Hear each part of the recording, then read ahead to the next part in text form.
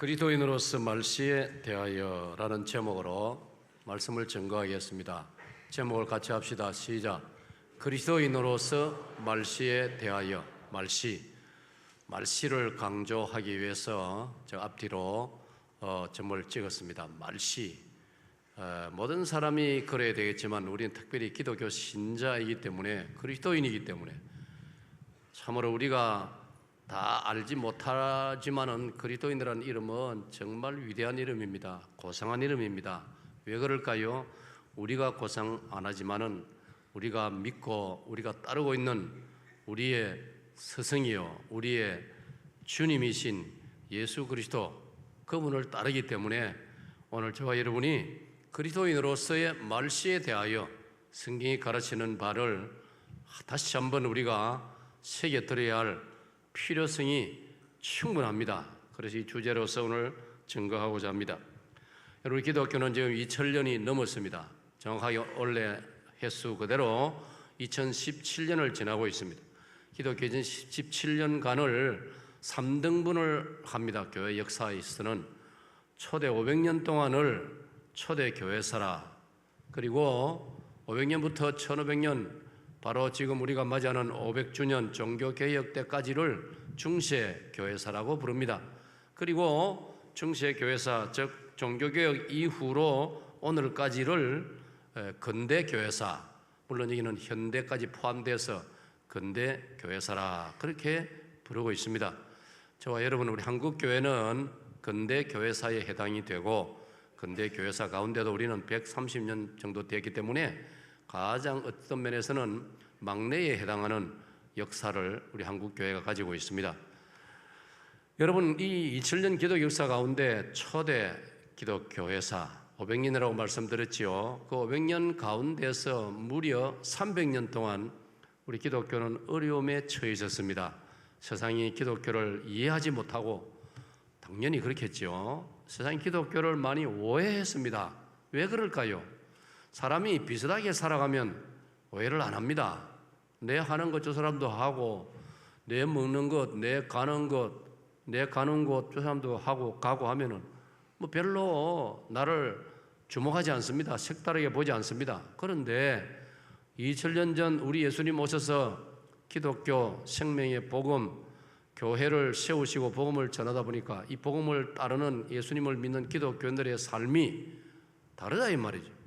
같은 나라에 살고 있는데, 물론 그 당시 초대 500년 동안은 로마 제국의 기독교가 거기서 시작이 되었기 때문에 그 로마 제국 사람들이 일반적으로 바라볼 때 너무나 생소하단 말이에요.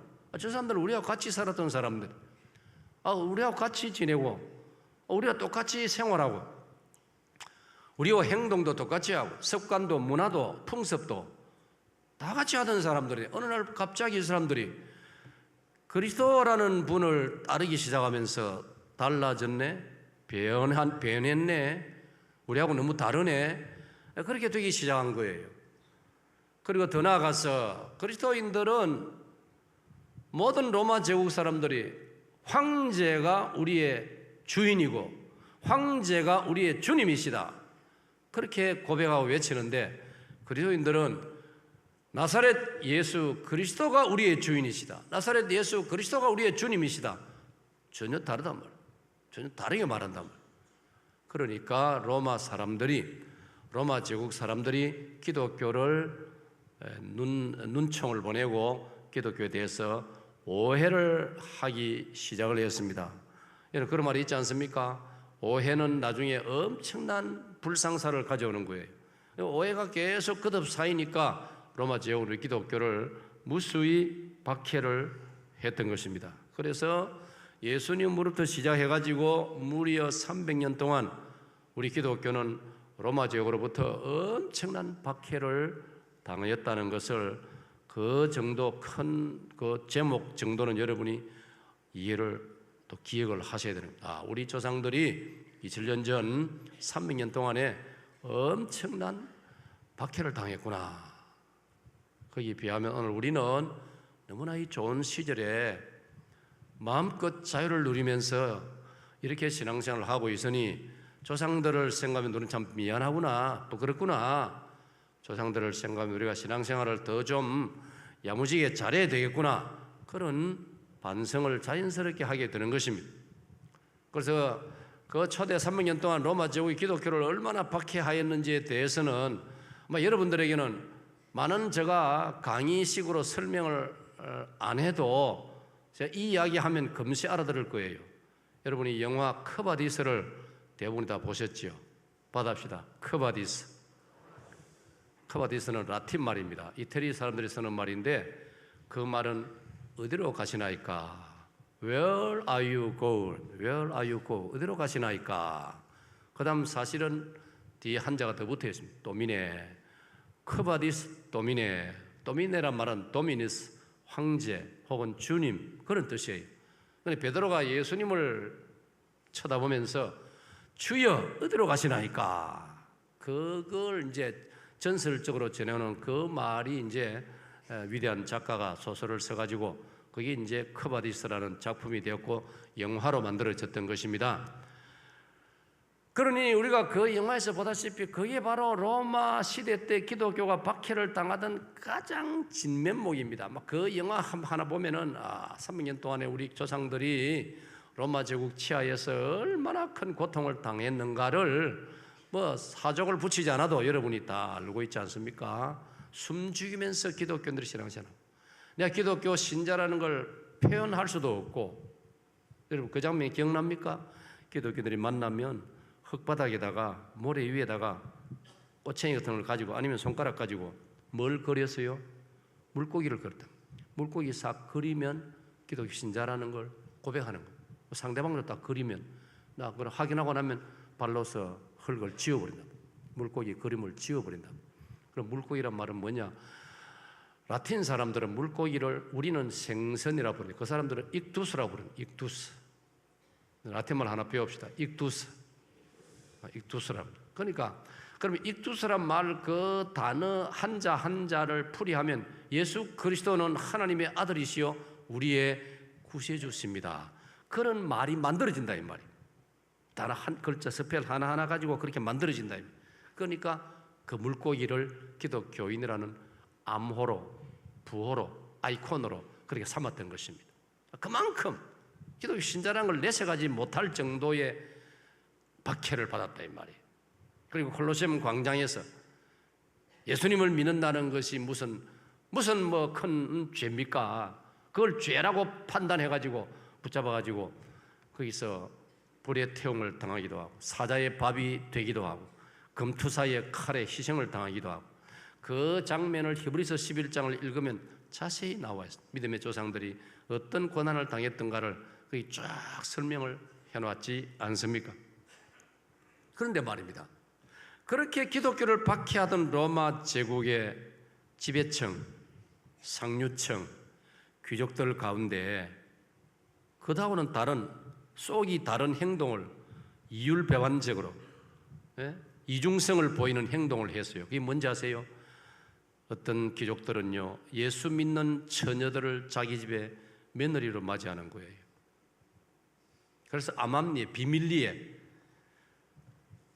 로마의 귀족들 가운데 기독교 규수를 며느리로 맞이하는 집들이 사실은 여기저기 생겨나기 시작했던. 왜 그런지 아세요? 왜 그렇게 했을까요?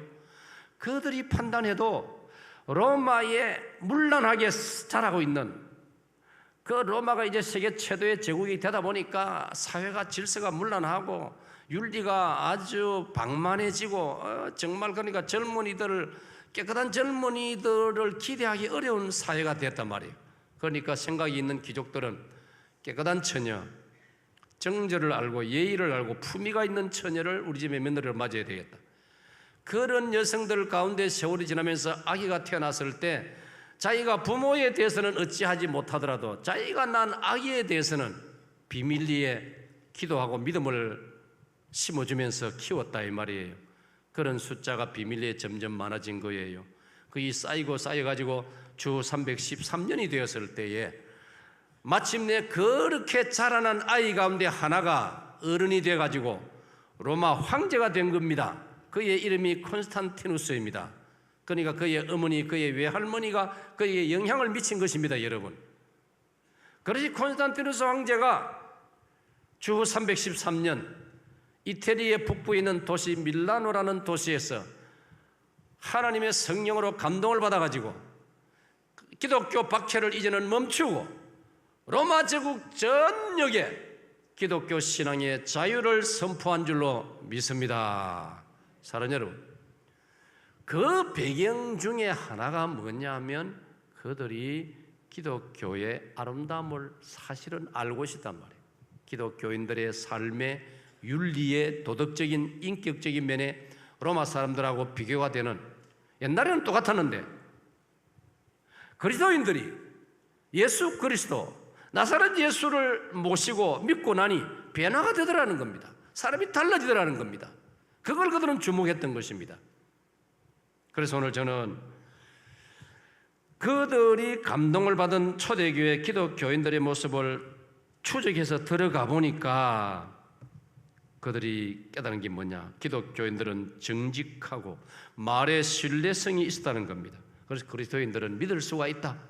그리스도인들은 믿을 수가 있다는 것이 그 초대 기독교 시절의 로마 제국의 귀족들, 상류층 사람들의 판단이었습니다. 여러분, 사람이 살아가는 데는 세 가지 씨가 필요합니다. 사람이 살아가는 데는 세 가지 씨가 필요합니다. 바다입니다. 말씨, 솜씨, 맵씨.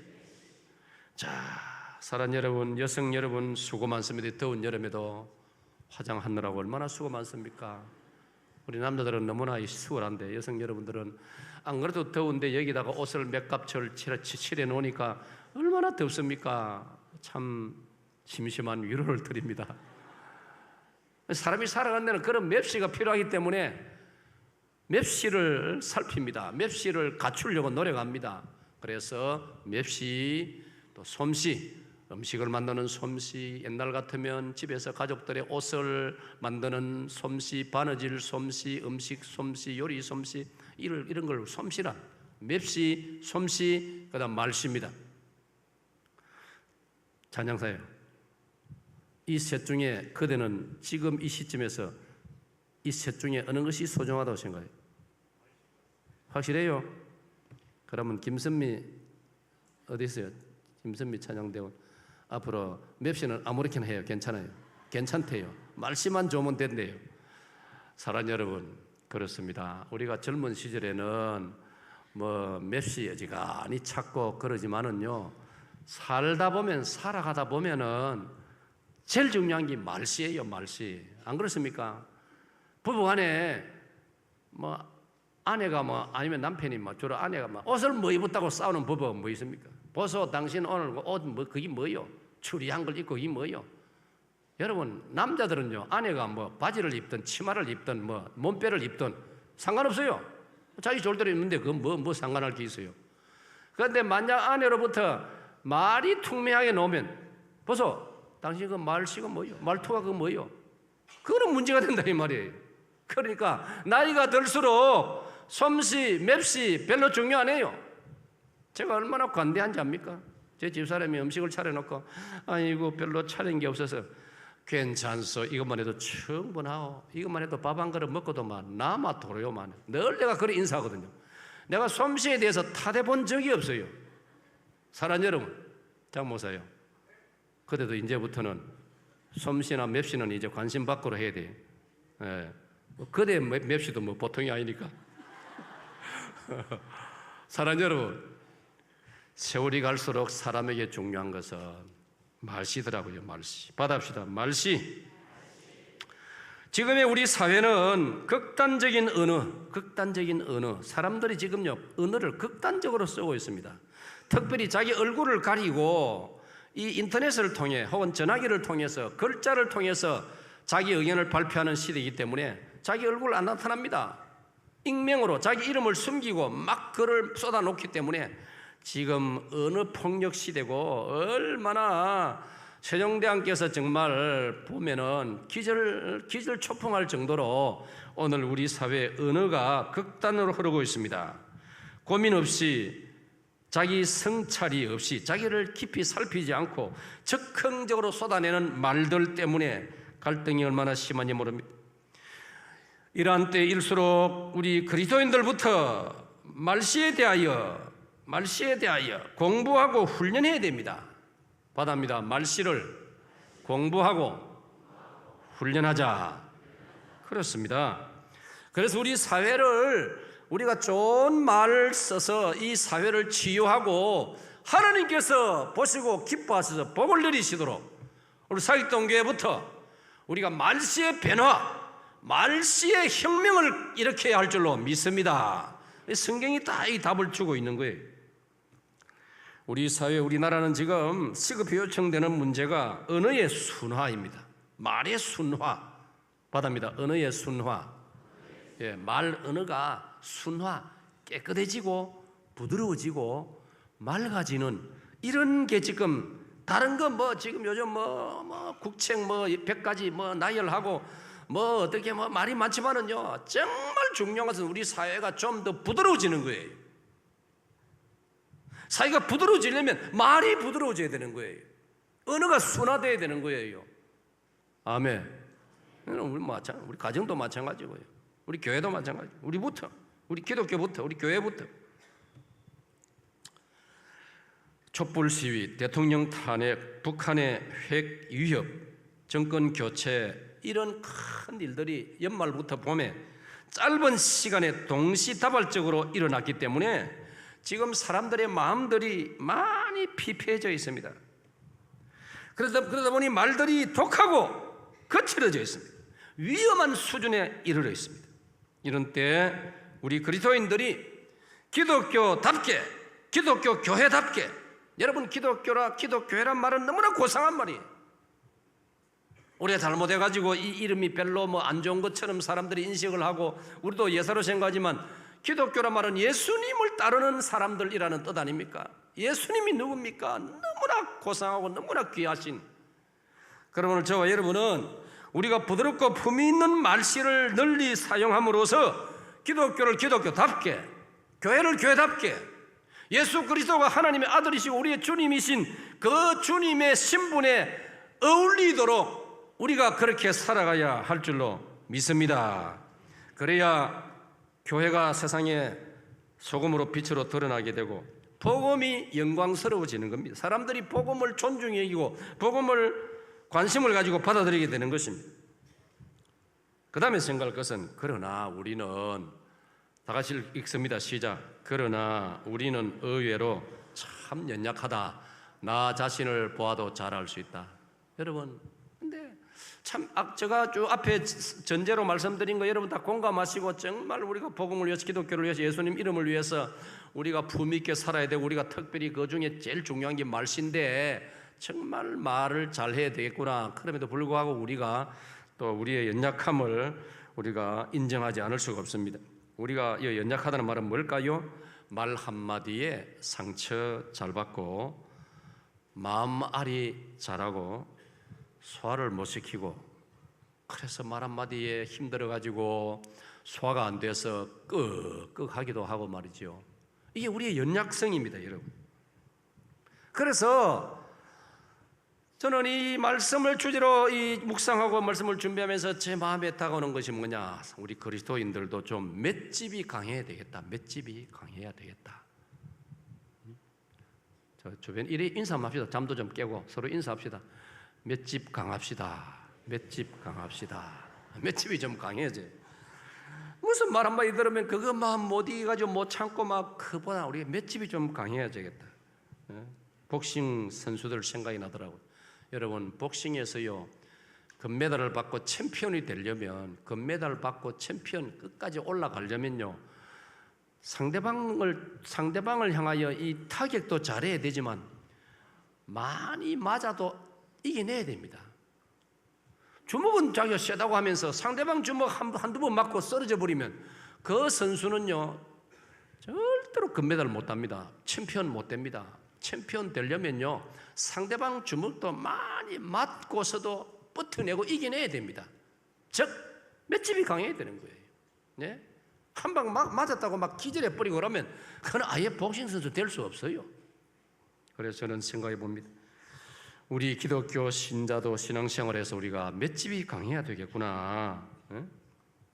사랑하는 여러분, 왜 그렇습니까? 우리는 이 세상을 살면서 말 속에 살아갑니다. 우리가 숨을 안 쉬면 살 수 없듯이 우리가 모르는 사이에 공기를 마시지 않습니까? 끝없이 공기를 마십니다. 우리가 모르는 사이에 때로는 무의식적으로 물이 있으면 물을 마십니다. 너무나 자연스럽습니다. 공기 마시고 산소 들이키고 물 마시고, 마찬가지로 그와 마찬가지로 우리가 말하면서 살아. 말 없이는 못 사는 거예요. 하루 종일 밥을 안 먹고는 지낼 수 있지만 같이 사는 가족끼리 부부간에 부모 자식간에 하루 종일 같이 있으면서 말 한마디 안 한다. 여러분 그거 견딜 수 있습니까? 그거 가능한 일입니까? 아마 속에 열이 올라서 못 살 거예요. 말하지 않고는 살 수 없는 거예요. 주중에 우리 집사님 가정에서 이사를 해서 더운 여름이니까 많은 분들 다음에 초청하고 담임 목사님 4분 오셔가지고 간단하게 이사 예배 드려주십시오. 찾아갔습니다. 이야기 나누는 중에 집사님이 자녀 이야기를 해요. 목사님, 우리 아들이 며느리하고 현대에서 일을 하고 있는데 러시아에 파견 근무를 갔는데 이 도시 상트페테르부르크에서 4년 몇 개월 일에 있다가 왔는데 우리 손주가 그 이제 미국 유치원에 영어 하는 유치원에 가면 뭐 제일 좋겠지만은 거기 있는 동안에도 아이들이 영어를 배우면 근데 워낙 비싸기 때문에 현지 러시아 사람들 유치원에 아이를 보냈는데 말을 못 알아들으니까 답답해서 어린 아이지만 유치원 아이지만 못 견디는 거예요. 지도 답답하고 막 못 알아듣는 선생도 막 답답하고 막 그래서 막 둘이 주로 싸운다는 거예요. 선생님하고도 싸우고 막 싸우는 게 치고받고 싸우는 건 아니고 막 답답하니까 얘도 막 한국말을 막 할 말 해버리고 막 이러니까 막 서로 막 싸우고 이러는 거예요. 그래 힘든 세월을 보내다가 이제 시간이 돼서 한국으로 돌아왔는데 한국에 와서 우리 한국 유치원에 보내는 처음 가서 좀 있어 보더니 막 이 손자가 말입니다. 유치원 그 선생님 보고 이래 선생님, 아이고 말이 통하니 속이 시원합니다 이러더랍니다. 아이가 얼마나 그동안 속이 답답했으면 말이 통하니까 막 속이 시원하다고 그렇게 자기 소감을 말하더라는 거예요. 여러분 그렇습니다. 우리가 말하지 않고는 살 수 없습니다. 그러니까 말에 대해서 우리가 아까 공부해야 됩니다. 훈련해야 됩니다. 누가 지키지 않는다고 성경 읽어보면요, 우리 입에 파수꾼을 세우소서란 말인데 실제는 파수꾼이 없지 않습니까? 파수꾼이 없으니까 우리는 아무 거침없이 그냥 내 기분대로 감정대로 말을 마구 쏟아낸단 말이에요. 그러니까 문제가 많은 거예요. 그렇기 때문에 우리는 말을 공부해야 되고 말을 훈련해야 되는 것입니다. 자, 첫 번째로 다 같이 읽습니다. 시작. 말의 힘, 말의 영향력은 엄청 강하다. 말의 힘, 말의 영향력은 엄청 강하다는 것을 첫째로 강조하려고 합니다. 여러분, 우리가 여러분 다 알고 있는 사실 뭡니까? 말은 잘하면 약이 되고 잘못하면 독이 되는 것이 말 아니겠습니까, 여러분? 말 한마디 때문에 상처를 받아서 힘들어하는 사람들이 매우 많습니다. 심지어 목숨을 끊는 경우도 있지 않습니까, 여러분? 여러분 이번 주간에 그런 뉴스 보셨어요? 저는 그런 뉴스를 놓치지 않고 자세히 들여다봅니다. 청주에 비가 많이 내려가지고 아마 금년도에 우리나라에서 가장 난리구슬이라고 하면 좀 그렇고 가장 난리를 피운 도시가 이 청주입니다. 그 양반도시 청주에 비가 너무 많이 내려가지고 엉망이 됐지 않습니까? 그러니까 뭐 사람들이 뭐 얼마나 탄식하고 뭐 원망도 생기고 안 그러겠습니까? 그런데 집중적으로 원망을 받은 한 사람이 있어요. 누구냐면요, 그 개울물, 하수구물 이런 거 다 모여져 가지고 저게 저 한강으로 남한강으로 들어가야 되고 그 남한 한강물이 모여 가지고 서해로 빠져나가야 되는데 갑자기 막 쏟아지는 이 엄청난 물을 이 냇물이 감당을 못해가 전부 이게 막 도로로 올라오고 막 마을로 올라오고 막 집 안으로 들어오고 그랬단 말이에요. 근데 나중에 원인을 살펴보니까 거의 100% 다 그 감당은 못하지만은 그 하수구 이런데 그 수도 그 냇가에 막아놓은 문을 안 열었다 이 말이에요. 그래서 그 수문 물길 물 들어오고 나가는 문 수문 관리소장이 집중적으로 욕을 들어먹은 거예요. 요즘은요 한번 일이 생기면요 온 사방팔방에서 막 청주 사람 아니라도 막 전국에서 막 댓글을 보내고 막 비난을 보내고 문자를 보내고 막 니 그래가지고 밥 먹고 사나 죽으라 막 이런 글들을 보내니까 여러분, 이 수문관리소장이요, 너무 비난 공격을 많이 받고는 사람이 얼이 빠져가지고 아래 목요일인가 자살했어요. 여러분, 말이 이래 무서운 거예요. 여러분 기억 안 납니까? 몇 년 전에 그때 어떤 그 참 독특한 대통령, 어떤 건설회사 사장 보고 비꼬는 말 한마디 했는데 그 사장이 충격받아가지고 한강다리에서 떨어져 죽었지 않습니까? 여러분, 말은요, 잘하면 약이 되고 잘못하면 독이 되는 겁니다. 여러분, 무섭습니다.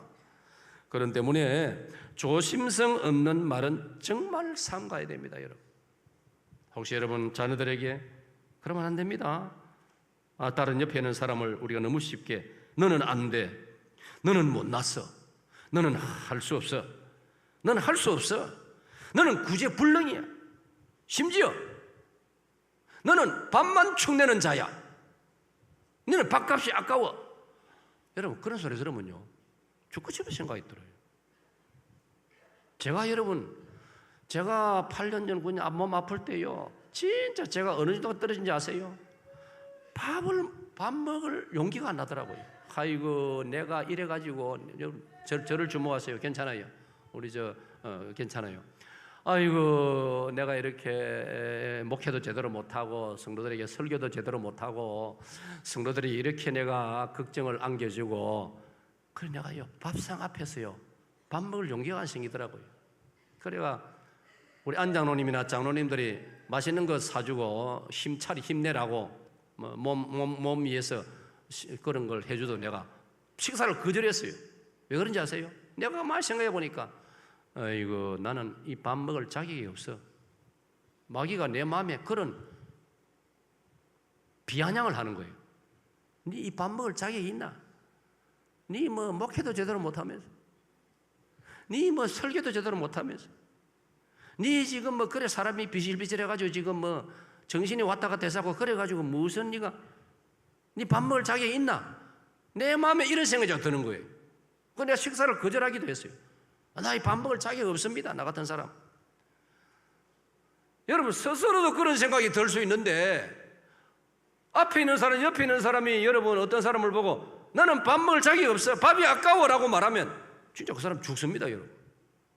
그러니까 얼마나 우리가 말을 조심해야 되겠는가를 다시 한번 우리가 깨달아야 되는 것입니다. 말의 힘이 얼마나 큰지를 알면 우리는 말에 신경 쓸 수밖에 없습니다. 자, 다 같이 읽습니다. 시작.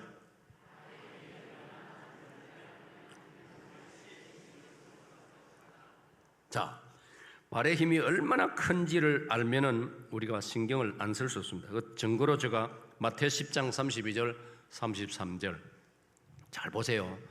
누구든지 사람 앞에서 나를 시인하면, 예수님이 하시는 말씀, 나를 시인하면 나도 하늘에 계신 내 아버지 앞에서 그를 시인할 것이요, 누구든지 사람 앞에서 나를 부인하면 나도 하늘에 계신 내 아버지 앞에서 그를 부인하리라. 저 보세요. 말 아닙니까? 말.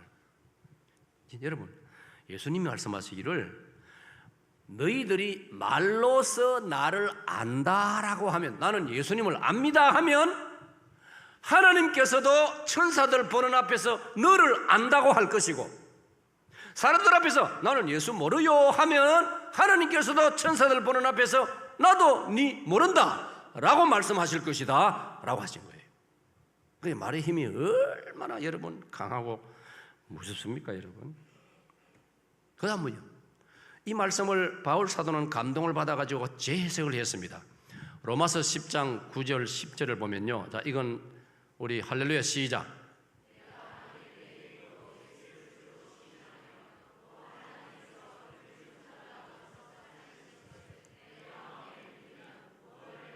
10절 다 같이.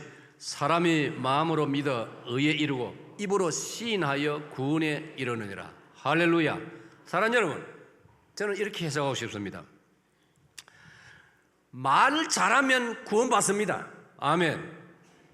말 잘한다는 게 이 본문에서는 무슨 말입니까? 예수 그리스도가 구주시라는 걸 내가 말하면 구원받는다라고 예수님 말씀한 거예요. 말이 얼마나 중요합니까, 여러분? 내가 착하게 살아서, 내가 수양을 잘 쌓고 도덕을 지키고 내가 덕을 많이 쌓아서, 내가 공로를 많이 쌓아서 불교인들이 생각하는 것처럼 공덕을 많이 쌓으면 구원받습니까? 아니요. 오늘 성경은 말을 잘하면 구원받는 거예요. 여러분, 말 잘해서 구원받으시기를 축원합니다. 어떻게 말하는 게 구원받는데 말 잘하는 것이냐? 예수 그리스도가 하나님의 아들이시고 예수 그리스도가 날 위해 십자가 죽으셨고 그 예수님이 죽은 지 사흘 만에 하나님의 능력으로 다시 부활하셨습니다. 이걸 내가 마음으로 먼저 믿고 이걸 입으로 말하면 구원에 이른다라고 성경이 말하고 있습니다. 할렐루야. 말이 이렇게 중요한 거예요. 저는 이걸 이렇게 말하고 싶습니다. 말 잘하면 구원 받습니다, 여러분. 말 잘 못하면 구원 못 받습니다. 예수 모른다. 예수가 누구라고 하면 난 상관없어. 그 사람 구원 못 받습니다. 강도처럼, 예수님 십자가 옆에 강도처럼, 예수님 절 좀 불쌍히 여겨주세요. 그 사람 말 많이 안 했습니다. 간단히 했습니다. 근데 말 잘했습니다. 예수님 날 좀 불쌍히 해주세요. 예수님 당신 나라 들어가실 때 나 같은 사람 기억 좀 해 주시렵니까? 그 말 해가지고 그 사람 구원받았지 않습니까? 오늘 네가 나와 함께 낙원에 있으리라. 할렐루야. 정말 놀랍습니다. 그러므로 사랑하는 여러분, 좋은 말 받읍시다. 좋은 말, 칭찬, 축복, 안심. 좋은 말, 칭찬, 안심시키는 말로서 우리가 이렇게 대화를 시작하고 말을 해야 되는 겁니다. 그러면요, 상대방이 얼마나 은혜를 받는지 모릅니다. 좋은 말로 말을 시작하고 칭찬하는 말로 축복하는 말로 시작하고요. 그러니까 여러분 평소에 만나실 때 축복합니다 이런 거 자꾸 하세요. 축복합니다. 샬롬 받습니다. 축복합니다. 저는 복 많이 받았습니다. 여러분끼리 많이 좌우로 돌아보면서 축복합니다. 축복합니다. 또 한 번 더 받아 샬롬. 서로 샬롬을 하세요. 샬롬. 샬롬이란 말은 평안하세요. 평안하세요. 하나님의 평강을 기원합니다. 그런 뜻이. 이렇게 하면은 하나님께서 기뻐하셔가지고 하나님 말씀 들은 대로 하나님은 들으신 대로 해주겠다고 했지 않습니까, 여러분? 민수기 14장 28절에 너희 말이 내 귀에 들리는 대로 해주마. 그 말씀 얼마나 이런 말 딱 붙으세요. 너희 말이 내 귀에 들리는 대로 해주마. 얼마나 좋습니까, 여러분? 예? 제가 이제 준비하고 있는데 또 언젠가 그것을 갖깁니다. 말과 기도가 같더라고요.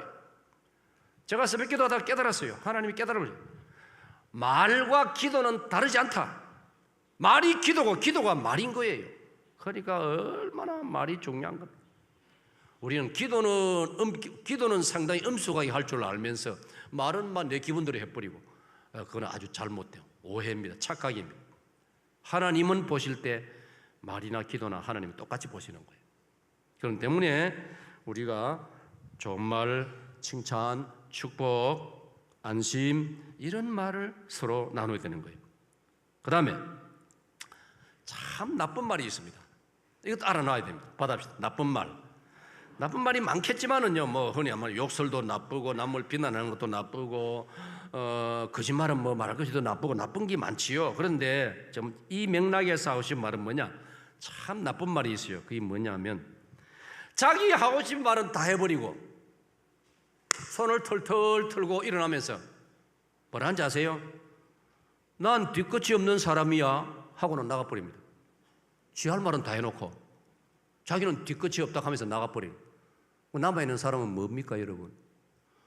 오늘 우리가요, 한국 사람들이 이런 말 많이 써요. 그런데 우리 예수 믿는 사람은 제가 기도하는 중에 깨달아 보니까 예수 믿는 사람은 이런 말 쓰면 안 돼요.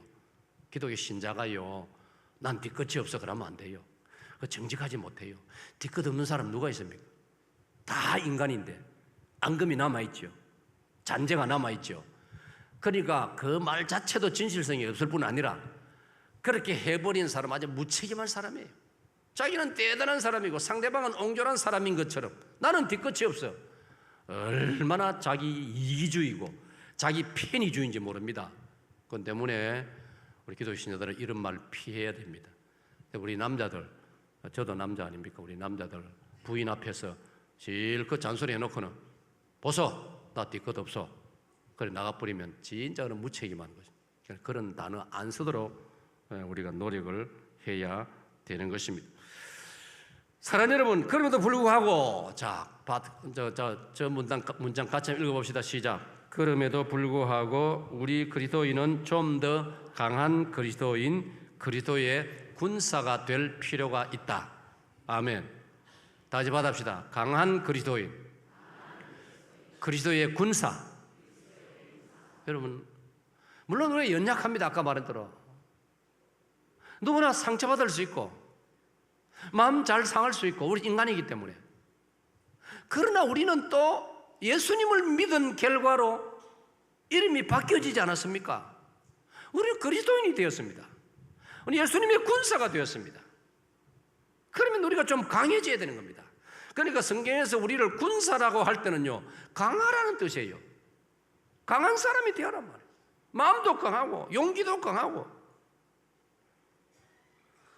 그래서 저는 여러분에게 강조합니다. 첫 번째로 강조할 것은 우리는 강해져야 한다. 다 같이 시작.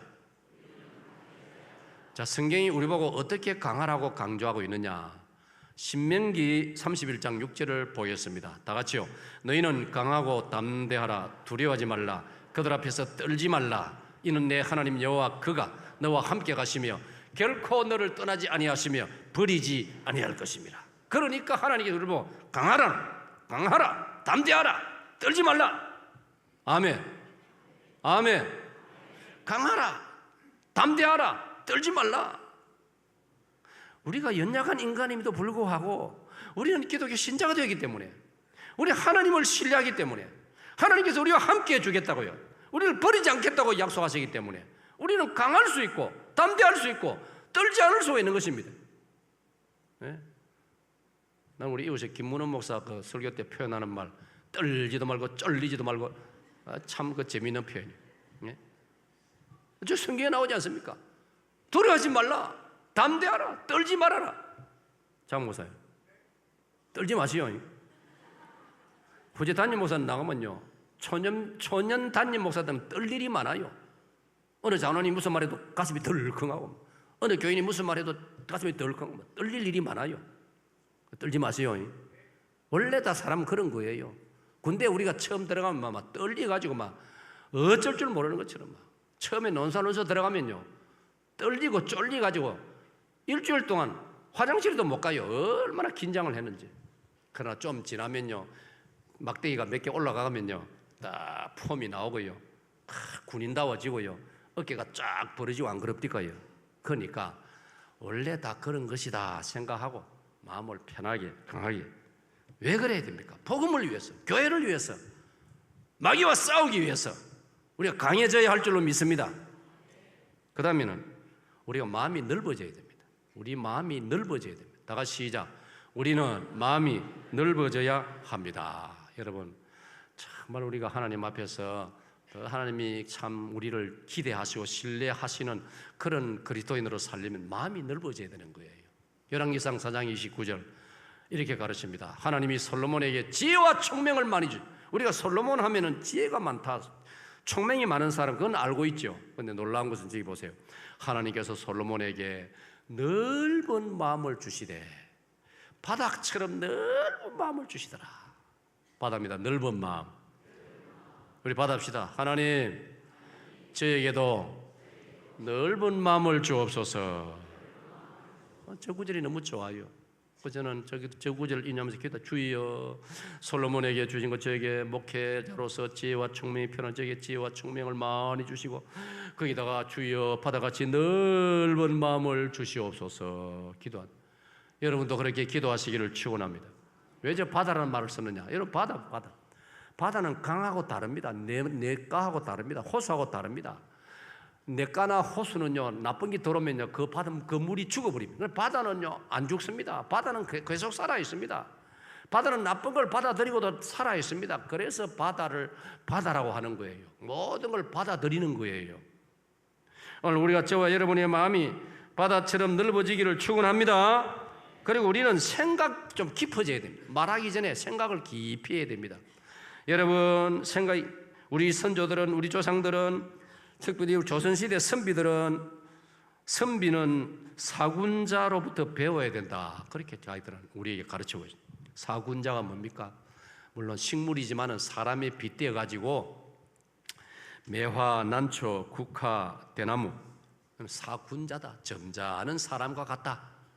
여러분, 매화, 난초, 국화, 대나무 이런 게 막 삐끼고 여러 때 들었다고 그래 합니까? 자기 자리에 꿋꿋이 있어요. 봄, 여름, 가을, 겨울, 겨울 계절이 바뀌어도 수다 떨지 않고 가만히 자기 자리를 지키는 우리 조상들은 그런 이 식물들을 바라보면서 우리 선비도 저런 자세를 가져야 되겠구나. 세한사무라는 말도 있습니다. 추운 계절에도 버티고 지키는 세 가지 친구가 있다. 그게 바로 소나무, 대나무, 매화. 그 세한사무라 했어요. 그 추위를 이겨내는, 거기서 꽃을 피우는 이런 걸 바라보면서 그래서 우리 조상들은 이런 말을 해요. 선비는 자기의 아픔을 내세가지 않는다. 선비는 자기의 아픔을 내세가지 않는다. 자기 마음의 기병도 안에서 소화시키고 그렇게 한다는 거죠. 저는 이게 그리스도인의 모습이 바로 이러해야 된다라고 생각하는 것입니다. 사랑하는 여러분, 그렇습니다. 우리가 복음을 위해서, 우리가 진리를 위해, 예수 그리스도의 이름을 위해서 우리가 이렇게 살아갈 때 사람들이 우리를 지켜보고 우리를 쳐다보고 감동을 받는 겁니다. 같은 세상을 사는 2017년 7월 달을 더운 이 여름을 같이 사는데 그 사익동교회 교인을 지켜보면 그래도 별로 짜증 안 내고 그래도 감사하고 오히려 우리를 위로하고 우리한테 시원한 거 그래도 하나 사주고 같은 사익동에 사는데도 그 사익동의 교인들을 쳐다보면 우리하고는 뭐가 달라. 그래서 그들이 결국은 우리를 통해서 복음에 관심을 가지고 교회에 관심을 가지고 예수님에 대해 관심을 가지고 천국에 대해서까지 관심을 가지게 되는 것입니다. 할렐루야. 사랑하는 여러분, 저는 생각을 했습니다. 말로서 상처받는 것으로 말한다면 인류 역사에서 가장 상처를 많이 받은 사람이 누구겠습니까? 우리 예수님. 우리 예수님 정말 상처 많이 받았어요. 복음서를 가지고 제가 들여다보니까요, 제가 8가지를 우선 여러분 소개하고 싶었습니다. 자, 첫 번째는 뭐냐면 사람들이 그 당시에 예수님을 보고, 예루살렘 사람 주로 그랬어요. 예루살렘 수도 자기들이 산다고 해가지고 예수님을 보고 저자는 나사렛 촌놈이다. 예수님 보고 나사렛 촌놈이다. 여러분, 상처받을 수 있는 말 아닙니까? 두 번째로, 저자는 귀신이 들렸다. 세 번째로, 저자는 사탄이 귀신의 대장 바알세부비 저를 이용해가지고 저런 일을 하고 있다. 네 번째로, 저자는 세리와 창녀와 죄인들의 친구다. 여러분, 예수님 당시에 가장 천대받는 그 부류가 세리, 창녀, 예수님을 거의 다 비유했어요. 저 예수란 자는 세리와 창녀의 친구다. 진짜 상처받을 말 아닙니까? 따지면 세리와 창녀와 같다는 말과 다를 바 없습니다. 저자는 다섯 번째, 술을 좋아한다. 저자는 혹시의 무민 선동을 일삼는 자다. 여러분, 그 말이 로마 제국기에 들어가면 예수님 바로 붙잡혀서 선동죄로, 반란죄로 죽는 거예요. 나중에 물론 그런 누명도 덮어서게 되죠. 또 일곱 번째로, 예수님을 그들은 어떻게 비난했느냐? 안식일을 범하는 자이다.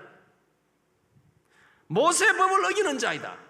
여러분, 정말 귀에 들은 말로서 상처받은 걸 말하면 예수님만큼 상처 많이 받은 분이 어디 있습니까? 여러분, 그 예수님이 어떤 분인데? 그러나 예수님은 이거 다 소화해냈어, 받아냈어. 그거 십자가 내팽개치지 않고 감수 다 했지 않습니까? 여러분? 그러므로 사랑하는 여러분, 말 많은 세상이고 말이 난무하는 이런 세상이기 때문에 우리는 상처도 각오를 해야 됩니다. 어느 정도. 나 상처 하나도 안 받고 예수 믿겠다. 그건 조금 생각을 고쳐야 됩니다. 받읍시다. 어느 정도 상처를 각오합니다. 여러분, 안 그렇습니까? 여러분도 지금까지 살아오면서 상처 하나도 안 받고 살아본 적 누가 있습니까? 여러분, 세상살이에서도 이런저런 상처를 다 받지 않습니까? 그러니까 신앙생활 하면서도요, 어느 정도 상처가 있습니다. 그걸 각오를 하셔야 됩니다. 아예 마음에 그걸 대비를 해야 됩니다. 사람 사는 것이. 천당 가면은 완전하지만 천당 가기 전에는 우리가 다 불완전하기 때문에 상처가 서로 생길 수밖에 없는 게 인간입니다, 여러분. 그렇기 때문에 우리 가능하면 주님이 다 보고 계시니까 나는 누구 때문에 상처받았다, 이런 표현도 우리가 절제하는 게 좋아요. 주님이 들으시면 별로 주님이 기뻐 안 하십니다. 여러분 부모로서 여러분 자녀가 만약 오남매가 있다 칩시다. 그런데 오남매 중에 하나가 찾아와가지고 어머니 나 우리 둘째 때문에 내 상처받았어요. 그러면 부모님이 기분이 좋겠습니까? 야야 살아가다 보면 그런 게 있는 법인데 너희끼리 알아서 그런 거 소화하고 참고 이해하고 살아야지 그걸 일일이 내한테 가져와가지고 상처받은 회사면 나 어쩌란 말이냐. 하나님께서도 이치는 비슷한 거예요. 우리가 그 정도는 감수해야 돼요. 주님은 십자가의 상처를 다 받으셨는데 그걸 못 받아도 되겠느냐. 그런 것을 우리가 각오를 해야 되는 것입니다. 성경은 우리를 보고 군사라 해요.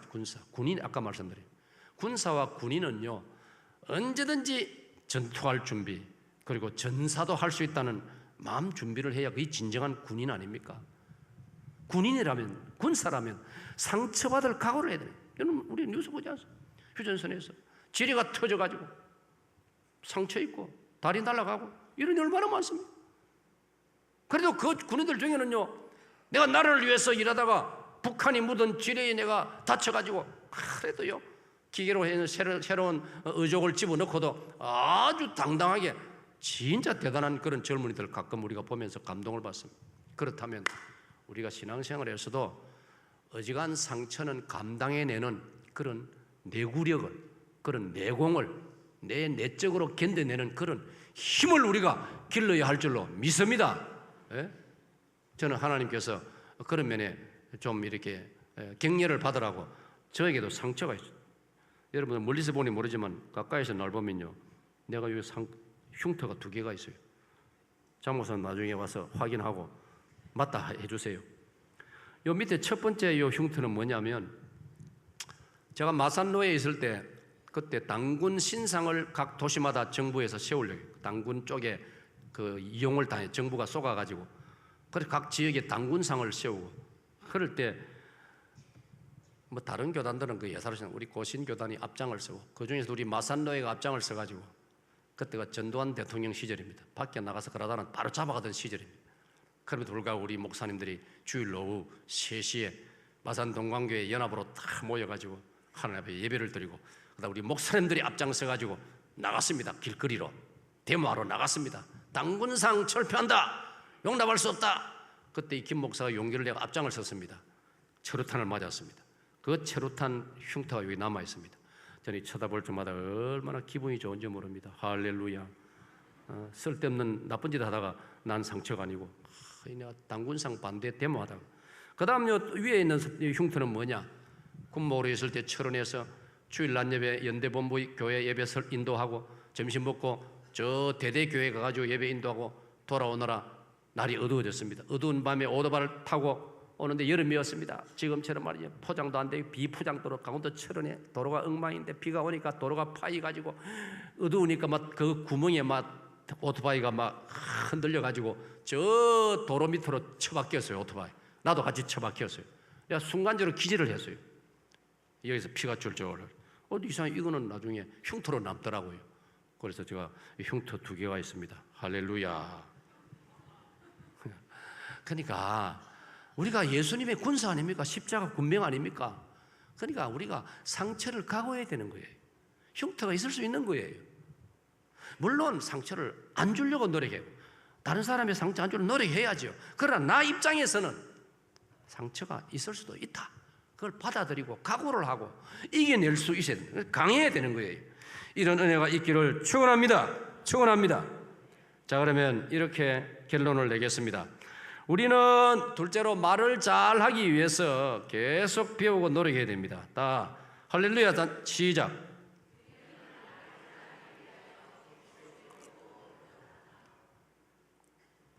그 말을 잘하기 위해서 5가지 비결을 성경에서 말씀드리겠습니다. 자, 제가 1 부르면 여러분이 읽으세요. 1.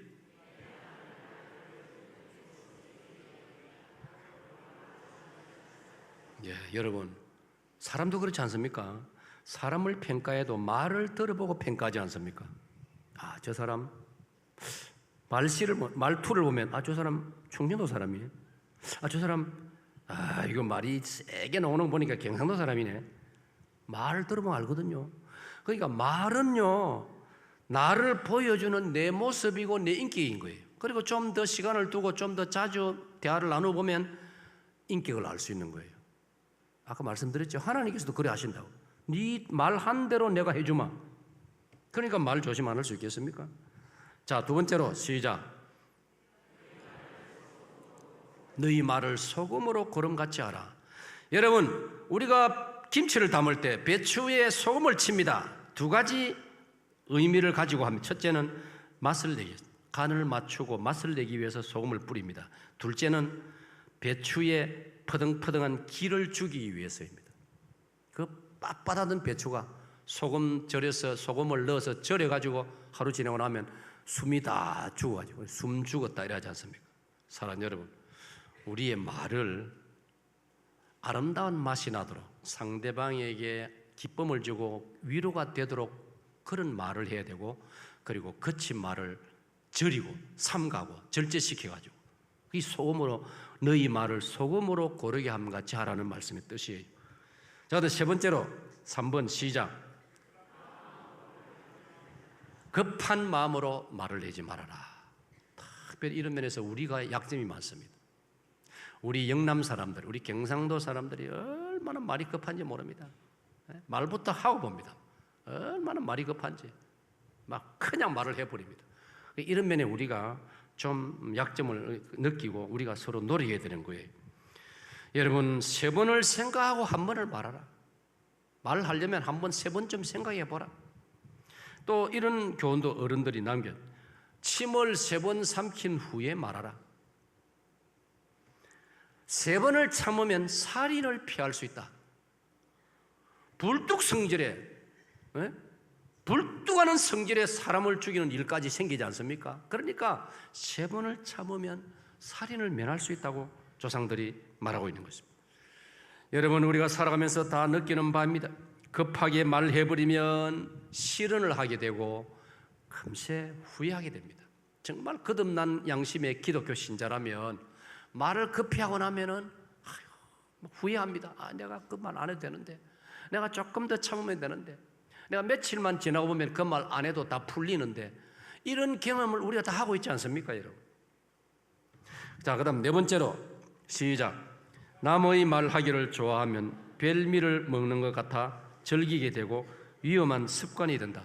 잠언 26장 22절이 그렇게 가르치고 있습니다. 남의 말하기를 좋아하는 자의 말은 별식과 같아서 뱃속 깊은 데로 내려간다. 그 말은 지금 무슨 말이냐면요, 남의 말하면은 기분 좋다 이 말, 재미있다 이 말이에요.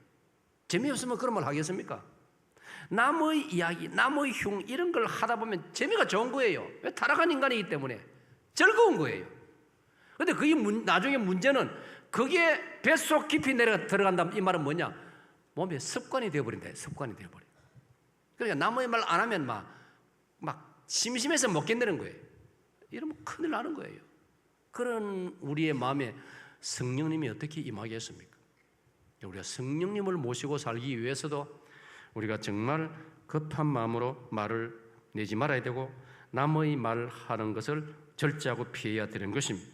자, 그럼 마지막 5번째로 말 잘하기 위해서 시작. 그러므로 성도라면 사람을 살리고 위로하고 세워주는 말만 힘써야 한다. 아멘.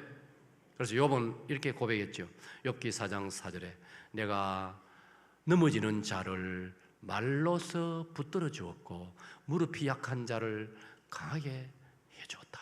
이게 여러분 욥의 모습이고 그 욥의 신앙을 따라가는 오늘 후배인 우리가 저와 여러분이 이렇게 해야 됩니다. 자, 다 같이 읽고 시작. 넘어지는 자를 말로 붙들어 주고 무릎이 약한 자를 강하게 하여. 자, 말씀을 마칩니다. 마치면 제가 예수님이 사용하신 말씨를 제가 복음서에서 10가지를 찾았습니다. 제가 이제 주관적으로 찾았지만은 성경에 있는 그대로입니다. 자, 제가 번호를 부를 때 여러분 읽고 마치겠습니다. 1, 2, 3, 4, 5, 6, 7, 8, 9, 마지막 10번째. 할렐루야.